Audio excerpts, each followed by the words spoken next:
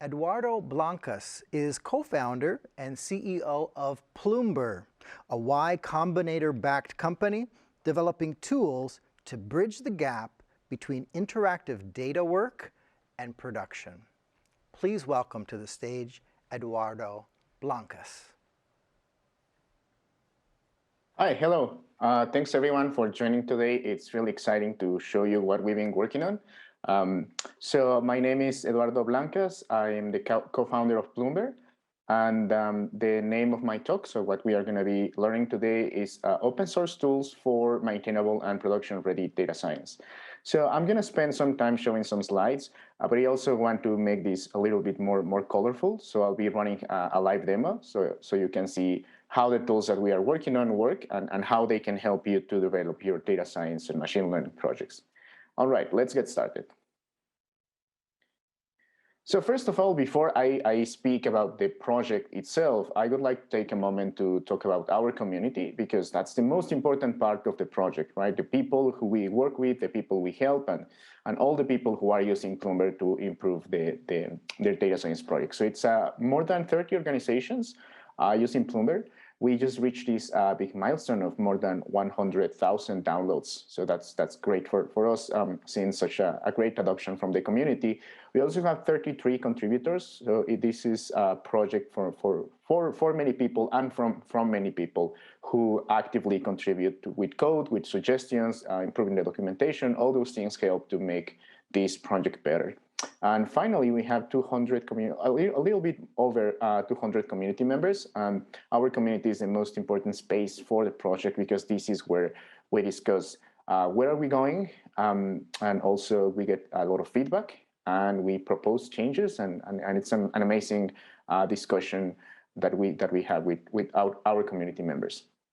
All right, so what is this Ploomber about? What are we working on? What's the problem? So I spent around 6 years working as a data scientist, and I encountered the same problem over and over again. And to be honest, at first, it didn't seem like a problem. It was like just how things are, and I had to accept the status quo, right? So this is how it goes. Data science teams start prototyping in a Jupyter notebook, and they spend weeks or months, depending on how complex the project is, on these notebooks, prototyping, adding some charts, adding some tables, cleaning some data. And at some point when they need to productionize these projects, they go through this refactoring process where they go from a Jupyter notebook into Python modules, Python scripts, something more traditional. And then they deploy, right? That's kind of the story and how most teams currently do their development cycle, from notebooks to scripts, or to functions, classes, to deployment. And there's a really important reason why we have to go through this overhead when we are using notebooks, because notebooks have many problems. That's true.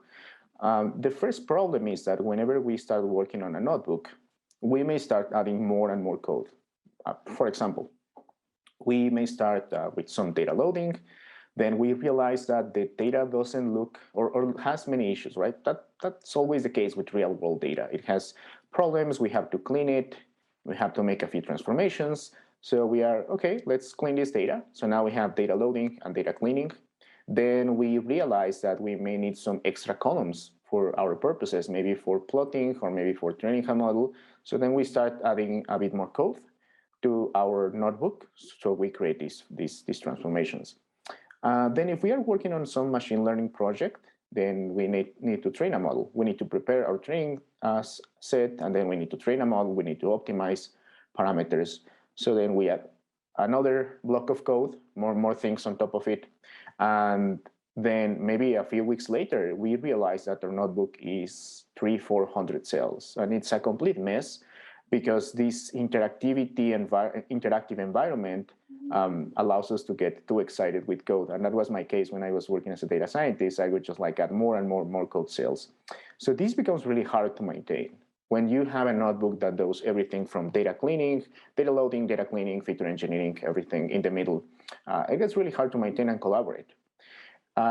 Second thing is that notebooks have this special format, IPyNB, that does not place nicely with Git. So this is a screenshot that I took. So I had a notebook, and then I created a new cell. And the only thing I did was create a new comment. So a new cell with a comment, push to GitHub. And then when I tried to see the difference between the original version and the new one, this is what I see. I can barely understand what's going on because the underlying format stores the code and the output in the same place. So it gets a bit hard to understand and to reason about the changes.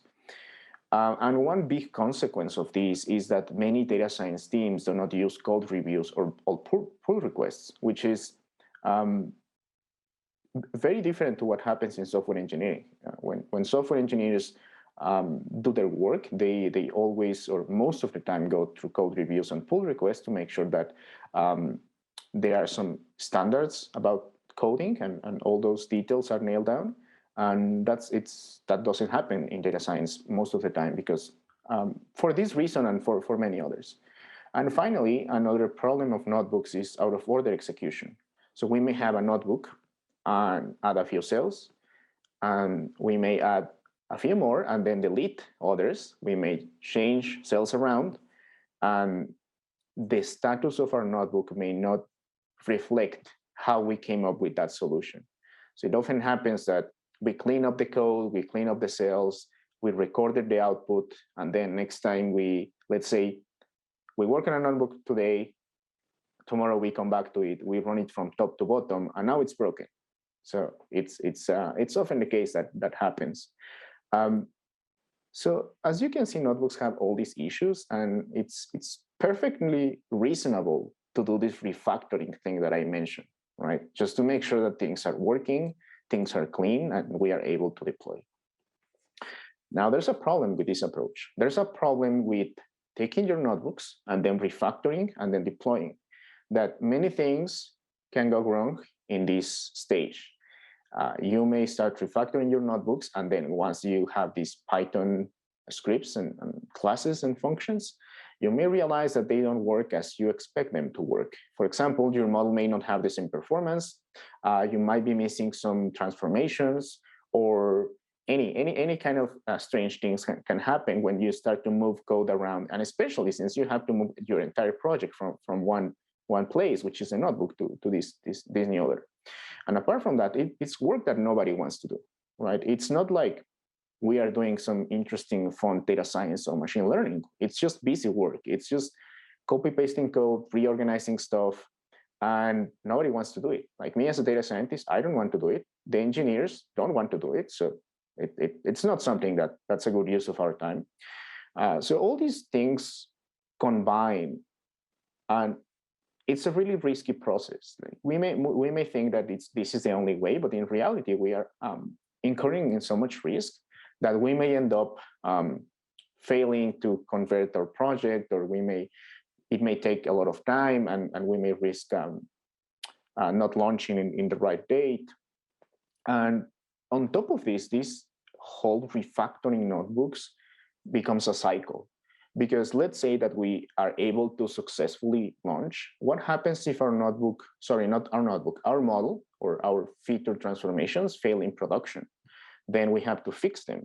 And we have to repeat this cycle where we may run some more experiments in some notebooks to find a solution. And then we go again, refactor, and then we deploy. So it's such a huge overhead that when I was encountering this problem over and over again, I thought, well, there must be a better way to do it. Like, why do we need to do all this refactoring that's not adding any value? It's risky, and it's just not something that I enjoy doing. So then my co-founder and I started playing around with some ideas, some prototypes, because what we want to achieve is to let data practitioners like data scientists, machine learning engineers, data analysts to use Jupyter, because we believe it's the most powerful way of exploring your data. When you work with real world data, there are many uncertainties, and it's really important to have this interactive environment that allows you to see your data, to interact with it, and to make decisions in terms of what you're going to do. Right? So we believe in the power of interactivity. But we want to bring these software engineering best practices to the interactive world, to the Jupyter world, so that data scientists and other data practitioners can embrace these development workflows that allow them to build faster and more reliably, as opposed to let me work on a notebook for a few months and then we figure out how to deploy. So then Ploomber is more than one tool. It's actually an ecosystem of tools, and they cover the entire life cycle of a project. So let's start here. Many of you, I'm sure you already have some notebooks that you already use. And what we did with this first tool called Surgeon is we allow you to bring your existing monolithic notebooks to our platform. So you simply, and you're going to see a demo on how this works in a few minutes. You bring your old monolithic notebook, and with one command, you convert your notebook into a pipeline, into a modular pipeline that it's a lot easier to maintain and collaborate. So then you can get rid of your notebook, and then you start working in the pipeline world, which is a lot easier and a lot more fun. And when you are here working with your pipeline, then you have lots of tools at your disposal. And this is where the Ploomber command line interface comes in, because it allows you to develop, to maintain, to improve your pipeline in a much better way than your old notebook. So then you're going to spend probably like 80-90% of your time here just making improvements to your pipeline, adding new transformations, adding some model training code, maybe adding some code to tune your model to optimize hyperparameters. And at some point, you may encounter two scenarios. One can be, I want to train multiple models, or maybe hundreds of models at the same time. So if you are working on a single workstation, that might not be enough. So you may need to scale up and run your computations in a cluster. So that's where the third tool comes in, which allows you to take this Ploomber pipeline, which runs locally, and then export it to many production scalable environments, for example, to run 100 experiments at the same time without any code changes. So you can move from your local workstation to a production environment, to a cluster, to a distributed environment in no time. And then you can repeat the cycle. So you can do some changes to your pipeline, then run tons of experiments, and then come back until you have the model or the product that you want to deploy.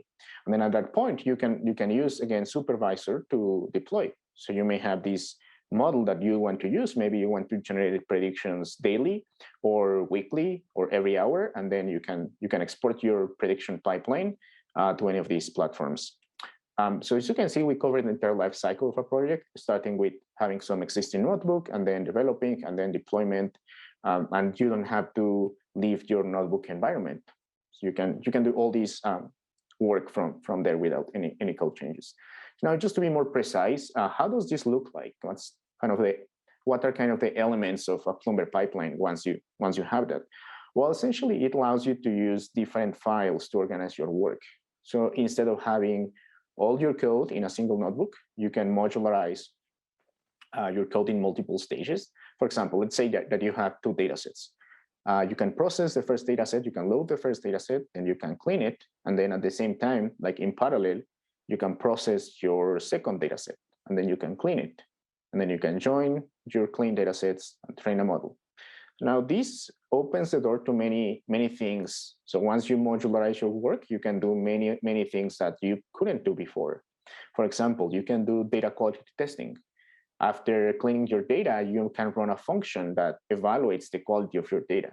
That's really important when we are training a model, because if we don't have high quality data, then the model is not going to work. So you can add a function here that checks that, for example, your columns don't have NAs, or that if you are expecting some variable with numbers between 1 and 10, then check that they are actually within that range, and any of those things. And then you can automate the execution of this. So you can do, for example, continuous integration. So every time you change something in your code, you can push, and then you can execute the pipeline, make sure that it's running, make sure that your data quality tests are passing. And you can also collaborate better, because now someone can work on this first stage on cleaning the first data set, and another person can work separately, independently in this other task. And you can collaborate and measure changes using GitHub or GitLab, and it just makes things a lot faster and easier to collaborate. Now, just an example use case of how teams are using Ploomber and the ecosystems. I would like to talk about Evidation Health, which is a healthcare technology company in California, which uses Ploomber in productions. They serve millions of predictions daily. They develop this Ploomber pipeline that runs daily and creates and serves millions of predictions for their users. And the most important thing that they told us once when we were working on this project with them is that they cut development time by 40% and debugging time by 60%. And this is amazing. Just when we heard back from them when they when they deployed this project, it was amazing to hear these statistics, because that's exactly what we want to achieve, right? We want to, if I come back to my initial slides, we want to remove these steps. So we want people to go directly from notebooks to production. And you can see the result of that in these figures, that the team doesn't have to go through this painful refactoring stage, and they are editing some notebooks. And then when they are happy with the results, when they tested the results, they can just deploy. And if you want to learn more about the use case, they presented their results at PyData Global 2021. It's available on the PyData's YouTube channel, so you can go to YouTube and then enter in the search box Evidation Health PyData 2021, and then you'll find the presentation. It's an amazing presentation. That, and I can say many things about Ploomber, but I think the best people or the people who should be speaking more about the results are them, not us.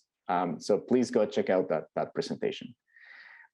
So before we start with the demo, which is the most interesting part of this presentation, I would like to share some resources. We publish a blog post in the official Jupyter blog. So if you're interested in learning more about Ploomber and what's kind of the philosophy behind the project, then please go to blog.jupyter.org and then scroll down a little bit, and then you'll find our blog post. All our projects are open source, so you can go to github/Ploomber, and that's the main repo, and you'll find lots of links for the documentation, some videos to learn more about Ploomber. And also, if you want to ask me any questions after the conference, you can join the community, ploomber.io/community, and I'll be more than happy to answer all your questions. All right, so now let's start with the demo. That's the most fun part of this. Let me share my Jupyter. Okay, let me make the font a bit larger so everyone can see what's going on. Maybe the window a little bit wider. Okay. Please let me know if this is good enough, if the font size is large enough. Looks like it. Okay. So let's start with this notebook. So let's imagine you already have a notebook and you want to create a pipeline, right? So this is your typical machine learning notebook, and this is something that I came up with, really simple stuff. So I'm actually gonna run it so we can see that it's working. So I'm loading some data. You can see the loading header here, and then I'm cleaning my data. So I'm cleaning here, creating some charts to make sure that I understand how the data looks like. That's really important when we are doing data science. That's why Jupyter is so popular, because I can see how my data looks like and then make decisions based on that. I'm creating another chart here, a few more. Then I am splitting between training and testing here. And then I'm gonna train a model here, so linear regression model. As you can see that I'm training a model, and then I'm creating this chart to evaluate the results. And finally, I am gonna train another model. So same idea, train a model, and then evaluate the results. So this is the typical machine learning notebook. This is, of course, a lot simpler than a real one. Real world machine learning notebooks are a lot messier than this, but you get the idea. Now, imagine if I wanted to collaborate with someone else. Like, let's say someone is an expert in random forest and they want to do some experiments here. Well, it's hard to collaborate with someone in the same file, right? it creates many challenges when more than one people edit the same notebook, especially if we are doing something like pull requests, it becomes a mess. Now, we could separate these notebooks into multiple pieces, but then we encountered this new challenge of having to manage how inputs flow to the next script or notebook. And most of the time, this is error prone. We may not be loading the actual file that we want or not the latest version. So you can see that this notebook creates a lot of challenges. So let's use the first tool in the toolbox, the Ploomber toolbox, to convert this legacy monolithic notebook into a pipeline.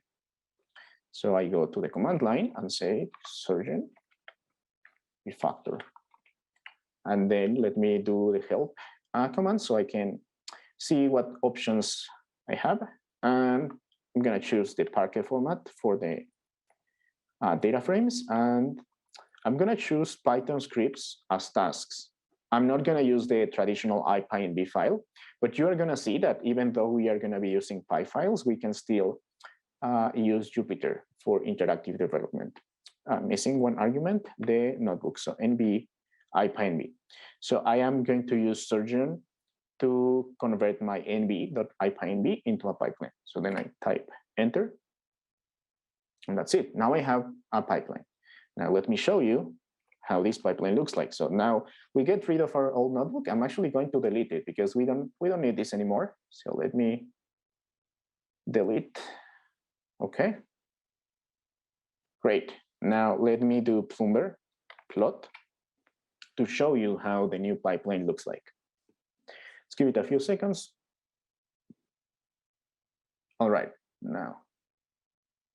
Great, so now we have a pipeline. This is what Ploomber inferred from the structure of our pipeline. And you can see that we have the same, I hope this is readable. Let me make it a bit larger, okay? So you can see that we have the same, so each section in our notebook became one node in our pipeline. So we have the load section, the clean section, then we have the section that splits between training and testing datasets. And then we have the linear regression task and the random forest regressor. And you can see that these are independent, right? We can, that's another benefit of using pipelines, that we can parallelize work, because since these two tasks, linear regression and a random forest, are independent of each other, then we can save time and just run them at the same time. Okay, so that's the structure of our pipeline. Now, let me show you how this looks like in code. The first file that I'll show you is this pipeline YAML file. So if we were about to create a project from scratch, let's say we didn't have an existing notebook, we could come here, create a pipeline YAML, and start typing our different stages in our analysis. Since we started with a pre-existing notebook, we already have a pipeline YAML file, but we can edit it and change things. But this is just like the base that we use to start our analysis or our pipeline. So each element in this pipeline YAML file has two elements. These are the required elements. You can customize things, but these are the things that you absolutely need. Let me make this a bit larger. So you have the first element, which is source. And this is the source code that you want to execute. And you can see that I'm executing tasks load.py. That's one script that's going to load my data. And I also have a product section, which are the outputs of my first task. And you can see that I have two outputs. The first one is a data frame. That's the data that I load, and then I store it in a new file. And I also have a notebook. So this might be a bit surprising. Why do we have a Jupyter notebook as an output?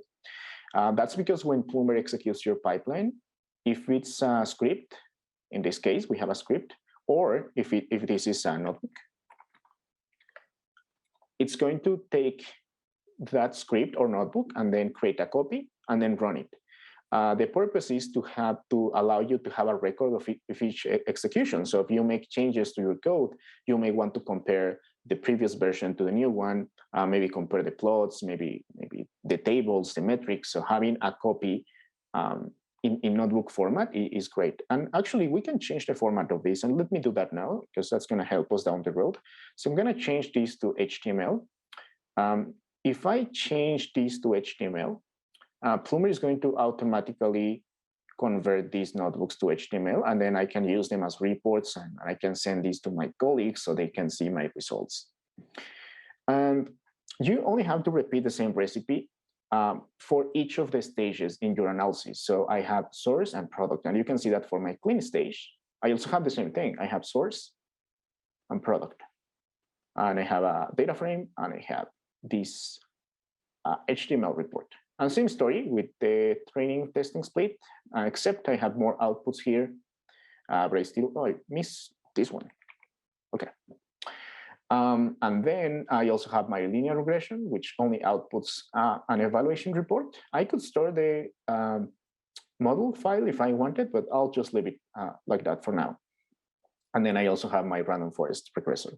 So that's how my pipeline YAML looks like. Now let's see how we could interact with our pipeline. Let me first run the entire thing to make sure that this is working. So I can come here to the command line and say Ploomber build. And what this command does is that it orchestrates execution of my whole pipeline. So it's, as you can see, it gives the illusion that it's like a single big notebook, but it's not. It's multiple files, and Ploomber then orchestrates execution. So you can see that it ran the load task, and now then it ran the cleaning task. Now it's running the train test split. Now linear regression. So it's executing things in order. Now random forest, which is the last task in our pipeline. So let's just give it a few seconds for it to finish. Okay, now it finished. Okay, of course, we are not going to get our analysis right in the first attempt, right? So we may say, maybe we need to change our random forest logic. So let me show you that this is a Py file, but if we double click on it, it opens as a notebook. So that's one important thing. And we allow this because, as I mentioned before, when you use IPyNB files, you have source code and output in the same place. So you can still use IPyNB files if you want, but we recommend users to use Py files because in this way you keep your source code separate. And when Ploomber executes your pipeline, you create that output notebook where you can see your results. But we can still execute this as a notebook, and I'm going to do that just now. So okay, now I am in the random forest notebook. So let's say I am running some experiments. Maybe I want to know, want to change some settings. Okay, so let me finish running this so I get the full context of it, and we make sure that this is running. Okay, so I may say, let me create a new cell. I'm going to move this here. And I want to change the parameters. So I want to change the number of estimators, maybe 5. I actually don't know what's the default. Might be the default, the 5, but that's fine. And okay, now I did one small change, and I can come back to my command line and say Ploomber build. So remember what I mentioned earlier about hidden state. So if I get too excited with my code, I may start adding a bunch of new cells, and then maybe some code here, and then I delete the cell. Actually, let's do this. And then I delete the cell, and then there's no record of X, right? And well, turns out X exists here. So that's called hidden state. When you modify your notebook, and then someone comes, runs it top to bottom, and then it's completely broken. So to prevent that, we can run Ploomber build again. And what Ploomber build is going to do is it's going to take our notebook and then run it from top to bottom. So we make sure that we didn't break anything. And many teams that use Ploomber actually implement this as in a continuous integration fashion. So they every time someone makes a change to the pipeline, they push and they run the entire pipeline with a sample. With a sample, because otherwise it would take a lot of time to finish the whole thing. And running with a sample captures many of the errors that often happen. Okay, so now let's run Ploomber build, and you're going to see some interesting thing right now. Let's give it a few seconds. Okay, you can see that it's going straight to random forest regressor. That's because, and you can see the summary table here, right? So what's going on here? It's we already ran our pipeline, and the only task that we modified was this. So there isn't any point in running load, clean, and all these tasks because they are going to generate the same output. And Ploomber keeps track of all these changes. So next time you run your pipeline, it only runs what it has to run.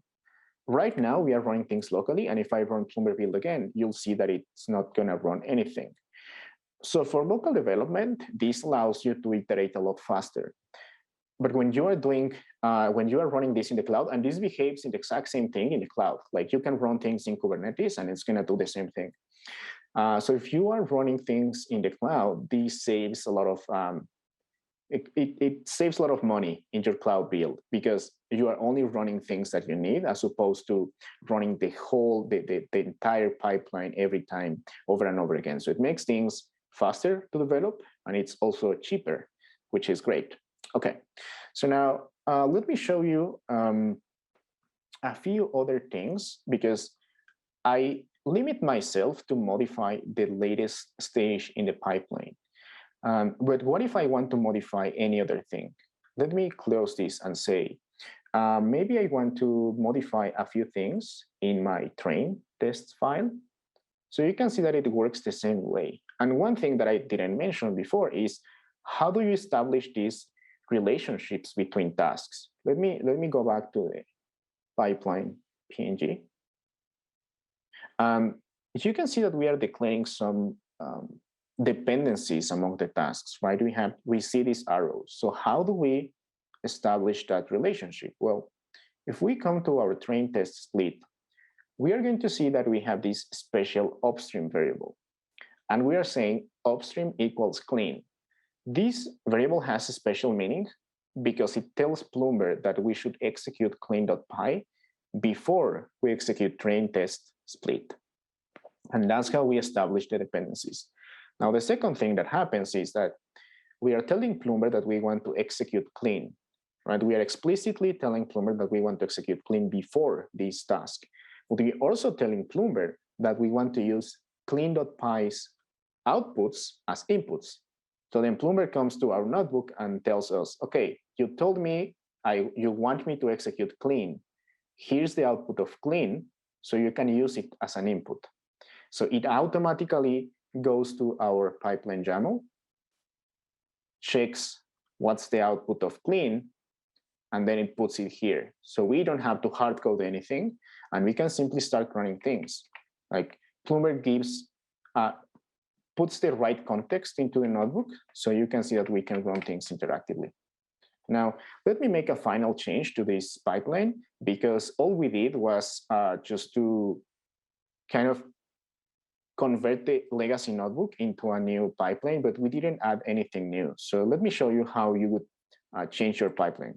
So let me copy this. So I save some typing, and maybe I'll train a new model. I'll just call it like new model. And then new model. Oops, not demo. Well, yeah, new model. New model is fine. And now we have this new task, but we don't have the source code, right? So let me come here and run a new command called Ploomber scaffold. And this is going to create all the tasks that we are missing. So it's going to create some base files for me. And you can see that it's creating new model.py. So now let me create the plot again, Ploomber plot, to show you how this new file is a new task in our pipeline. Okay. You can see this new node floating around here. So this is the model that we recently added. And of course, we want this to be here because we want this to use train test split as input. So let me go to tasks, and then I open this. All right, now it creates a bunch of things for me so I can start quickly. And let me tell Ploomber that I want to run train test split. Let me make sure I got the name right. Yes, train test split. Okay. Now I save this file and then I come here to file, reload Python file from disk. And you see this? It's the paths that I need. So then if I were to create a new model training code, some new model training code, then I could just like start here and load my data. I'm not gonna do that. This is just the example.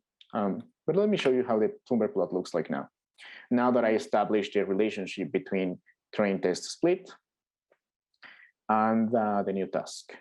Okay, so let me open this. Okay, now you see that new model is here and we can execute things in parallel. If we wanted, we could run this in parallel in the local machine. But at some point, we may have like hundreds of models and it may take too long to run things. So I can also run things in the cloud and I can use GitHub to collaborate. So let me show you that now. So git status. Okay, so let me add a bunch of things here. I'll actually add everything. There are a few things that I don't need in the repo, but just to save some time, I'll add everything. Okay. Yeah, I don't need this, but that's fine, just for the example. Okay, now I can do git commit, and then I'll do changes. That's not a great commit message. I'll actually do refactored notebook. Okay. Now let me do git push. Okay. Now let me come here to my repo. I'm gonna make this larger and then I'll open a pull request. So let me make sure I'm getting the right branch. Yeah, there, okay. And then some message, okay. Now you can see that since my task, there's a bunch of things here that I shouldn't commit, but that's fine. You can see, for example, that let's look for one of the files. Yeah, here, right here. No, that's a checkpoint. Great, yes. Tasks, new model. So you can see that this is a py file, right? So instead of having these IPyND files, I was still using Jupyter notebooks to edit the Jupyter interface to edit my tasks, but the underlying format was a py file. So you can see that I can review the code and I can say things like, yeah, looks good. And this is great because I can see the code and whoever is editing this code, they can use Jupyter, they can also use VS Code or PyCharm. And it's a lot more transparent than looking at this IPyND file. Now, another thing that I want to show you is, let me go back to the pull request. So now I configured continuous integration in this repo. It's going to take a few minutes, but what's going on is when I push, I use supervisor, the package that I showed. Actually, let me show the slide. Yes, here. That exports my Ploomber pipeline to AWS. I'm using AWS. And then it runs it in the cloud. And then it's going to run my tasks in parallel. So this will run in parallel. And then this allows me to do code reviews because I can check the results. This is going to take a few minutes. So I'm going to show you how it looks like when it's done. So this is something that I did yesterday. So once you push, then supervisor picks up your code, then exports it to AWS, and then it runs the pipeline. And then it comes back and tells you, kind of gives you a summary of the execution results. And then you can do code reviews. You can come here and say, the code looks good. I can see the changes, but you may also be interested in the output, right? So you may come here and say, oh, I want to see the results of the random forest regressor. So let me open this file. And I can see how my random forest is looking. And then I can say, okay, this looks reasonable. And then I can approve and merge, right? So we are using Jupyter, but we are embracing these best practices. That's because Ploomber allows me to do all these nice things, bring all these software engineering best practices to the Jupyter world. So we don't have to compromise between the power of interactivity and this great interactive environment. So that's it. I hope you enjoyed the presentation, and now we can open up for questions. And yeah, thanks a lot for watching my presentation. Thank you so much, Eduardo, for your presentation. And audience, we have some opportunities for you. First, you can give feedback to Eduardo about his presentation via the polls tab, and you can ask questions as well in the Q&A as you know. Eduardo, we just have a few questions for you here, okay? The first question comes from Tomasz, and it says, what about Ploomber integration into Azure, A-Z-U-R-E? What about Ploomber integration into Azure? That's a great question. So right now, we have an integration with Kubernetes and Argo. So if you create a Kubernetes cluster in Azure, then you can also execute Ploomber workloads in Azure. Okay, short and sweet, right? Yeah. Great. Our next question is a little bit longer. It comes from Peter, and he says, you mentioned that there is no coding guideline, no code review on Jupyter Notebook code. Even if it's converted to modular pipeline, it still has low code quality. Could Ploomber detect low quality code sections? And is it possible to add code analyzer extensions to Ploomber? That's an amazing question, and I think it has like different angles. So let me go point by point. I would say that one of the problems with notebooks is effectively this low quality, and it's one of the big reasons for that is that notebooks, like data scientists, and I take some of that blame because I did the same thing when I was working as a data scientist. We work in isolation, and then we show up and say, okay, let's deploy this. Because there isn't an easy way to have someone give you feedback, right? If you don't have early feedback, then you may go and do some things that may not be sustainable in the long run. So just having someone take a look at your code can help a lot with code quality. So I think the human factor is the most important one, because someone who has more experience than you can tell you, hey, you should check these, maybe you can try things differently so it's more efficient. So that's the first thing. Just using pull request. The second thing, it's also really interesting because we've been getting this feedback from users, and when we engage in conversations with data teams, they also tell us that sometimes this code cleaning could be automated, and it makes sense. Sometimes you may have some notebook that has some charts that you only need for debugging, and you know that you don't want to run this in production, so we are exploring some ways to automate this. So yeah, that's an exciting avenue for us to kind of lower the manual work that someone has to do to clean up their code. So that's a really interesting approach. So I think that those two approaches can complement each other, like human reviews, like someone taking a look at your code, and also doing some quick cleanups automatically to save some time. Great, thank you very much. There's one more question that's in our Q&A. It says, simply, what would be the use cases of the product? That's a great question. So let me tell you a few stories that we have. We have a group of researchers in the US that use Ploomber for COVID forecasting.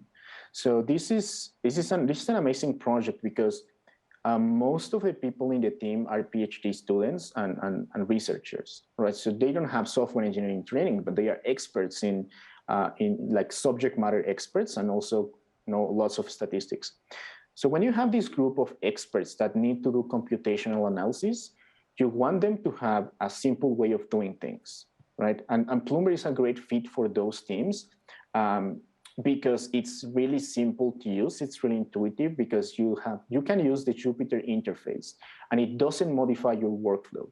So when we talk to teams that have tried other solutions, most of these solutions force people into more traditional programming environments, like you have to create a class and then create a method that's going to be the task in your pipeline, and that's too complex. that doesn't allow the people to do this interactivity thing, and it's just not productive. So Ploomber makes it a lot easier in those terms because you can still interact with your data and build these modular pipelines. So a really common use case that we've seen is when people work with messy data, real world data, they need this interaction. And that's where Ploomber comes in, because it gives you the best of both worlds. You can still interact with your data, you can see your data, and you can produce these modular projects that you can deploy to production without having to like rewrite them into some other framework. Okay, thank you very much. Just checking, we have one more question, just came in from Nora. She asks, what are the future directions and plans with Ploomber? It's a great tool. What's in your mind? What comes next? That's a great question. I would say that I think there's two parts to that, to my answer. The first thing is we have some ideas, but the second one is we want to get feedback from the community. Like we see how the users take advantage of the features that we already have, and that gives us a lot of ideas in terms of what to build next. But it's really important for us to hear back from the community, and we also run like small experiments, and we try new things, and we tell our community members, hey, check out this new thing that we added, and let us know how it works. So I wouldn't say we have a roadmap. Like we don't think that's the right way of doing things. We just try different experiments, check with the community, get some feedback, and then like slowly get some agreements and make sure that we are doing things that benefit our community. And that's how we define what we are going to work next. But if I could tell like a few things that we think it's going to be amazing. Sure. This integration with GitHub is pretty new. And so that's one of the things that we've been working on for the last couple days. And I think that's going to help a lot because we are closing the loop between your interactive development environment and your collaboration platform, which can be GitHub or GitLab. So that's one thing. The second thing that we are working on is monitoring. That's something that has come up many times with our community members. These pipelines often take hours to run. And of course, you don't want to just like sit down in front of your computer for hours, right? Maybe you want to get some lunch and then come back and see your results. So that's something that we are working on, just like help our users to make sure that they can monitor their pipelines. And then when it's ready, they get an email notification and they can get back to work and check the results. Wonderful. Thank you so much for answering the questions. That's all the questions that are here. We have something for you. This is a hand-drawn, one-of-a-kind portrait of you for you. And we're going to put this in the post for you, and you can expect that soon. So that's a little gift from the organizers here at the conference. Thanks so much for being here. Thanks a lot. Looks amazing.